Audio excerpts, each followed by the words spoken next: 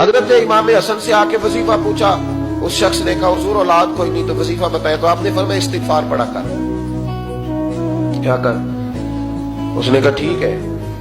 تو حضور پھر میں دوبارہ کب آؤں؟ تو امام حسن کہنے لگے بے اولاد ہے نا تو، استغفار کا وظیفہ بتایا نا؟ کہا ہاں۔ فرمانے لگے اب اس وقت آنا جب اللہ تجھے 10 بیٹے عطا کرے گا۔ کتنے؟ 2 4 نہیں، 10 ہی کہہ دیے۔ تو حضرت امیر معاویہ رضی اللہ تعالیٰ دیکھا، کہنے لگے حسن اتنا بڑا دعویٰ؟ آپ فرمانے لگے میں نے کہہ دیا نا تو اللہ فضل کرے گا۔ ہاں ہاں اللہ خیر کرے گا، خیر ہو جائے گی۔ وہ شخص کئی سالوں کے بعد آیا، کئی سالوں کے بعد، تو حضرت امیر معاویہ کو بھی ساتھ لایا، کہنے لگا حضور اللہ کے فضل سے اللہ نے 10 بیٹے عطا فرمائے، پورے 10 ہی اللہ نے دیے۔